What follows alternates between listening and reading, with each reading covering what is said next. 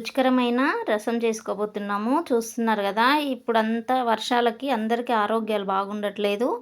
Fever, జలుబు, దగ్గు, గొంతంతా నసగా ఉండడం వల్ల అసలు ఉపశమనం లేకుండా చాలా బాధపడుతుంటాం గదా! ఇలా రసం చేసుకొని తినటం వల్ల గొంతు చాలా బావుంటుంది. ఓపికొస్తుంది. చాలా ఉత్సాహంగా ఉంటుందండి. గొంతులో హాయిగా ఉంటుంది. మిరియాల రసం అయితే చేసుకుందాం. చూడండి, చిన్న నిమ్మకాయ సైజ్ అంతా చింతపండునైతే తీసుకున్నాను. ఇప్పుడు స్టవ్ వెలిగించుకొని ఒక గిన్నె అయితే పెట్టేసుకుందాం. చూడండి, మనకు మిరియాల రసానికి కొంచెం కందిపప్పు తీసుకుంటున్నానండి. అది మంచిగా దోరగా ఫ్రై చేసుకోవాలి. కొద్దిగా మంచిగా దోరగా వేగినాక మళ్ళీ ధనియాలు వేసుకుందాము మనము. చూస్తున్నారు కదా, అలా చిన్న మంట మీద మంచి దోరగా వేయించుకోవాలి, మంచి కలర్ వచ్చేదాకా. చూడండి, ఇప్పుడు ధనియాలు వేసుకుందాం. అందులోకే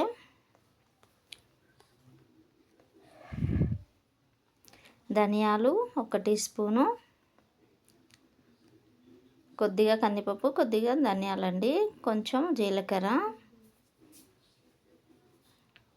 మంచి కలర్ వచ్చేదాకా వేయించుకోవాలి ఇవన్నీ.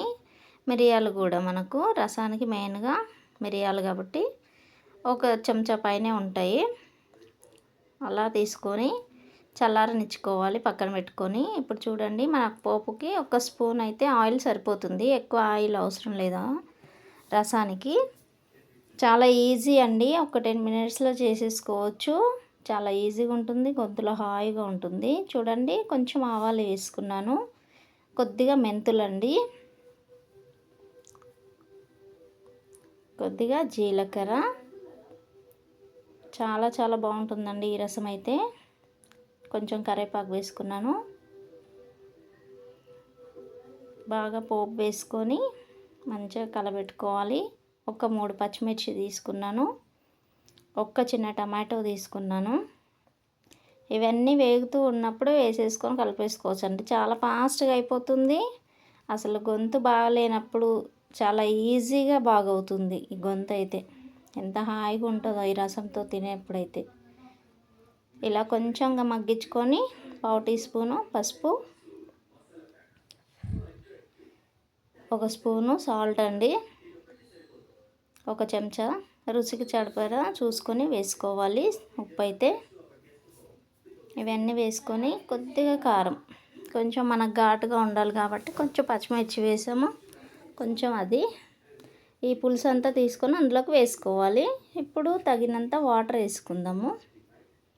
మనకు రసం ఎంత కావాలో చూసుకొని వేసుకోవాలి. ఆ పులుపు కారం అన్నీ సరిపడా చూసుకొని వేసుకోవాలండి. ఇలా ఇంత వాటర్ అయితే తీసుకున్నాను కదా, అందులోకే కొత్తిమీర కూడా ఇలా కాడలతో పాటే వేసేసుకోవచ్చు. చాలా బాగుంటుంది. చూడండి, ఇవైతే చల్లారిపోయినాయి. ఒక చిన్న రోట్లో అయితే వేసుకొని దంపేసుకుందాం. మరీ మెత్తగా అవసరం లేదండి, కొంచెం బరకగానే ఉండాలి ఇది, అప్పుడే బాగుంటుంది రసానికి. కొంచెం బరకగానే దంపేసుకొని అందులోకి వెల్లుల్లిపాయలు కూడా వేసుకొని దంపేసుకోవాలి. ఇప్పుడు చూడండి, రసం అయితే మరిగిపోతుంది కదా,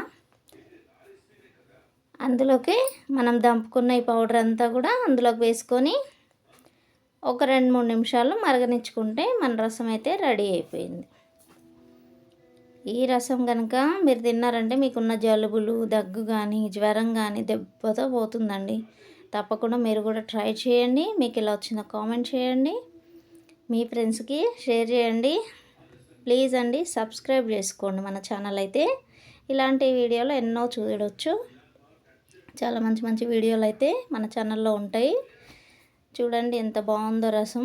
అలా చూస్తుంటేనే నోరు ఊరిపోతుంది కదా. చాలా చాలా టేస్టీగా ఉంటుంది. మీరు కూడా తప్పకుండా ట్రై చేయండి.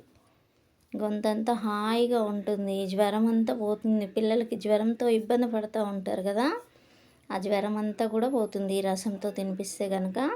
ఆ నీరసం కూడా పోతుందండి ఈ రసంతో తింటే. తప్పకుండా మీరు కూడా ట్రై చేయండి. బాయ్.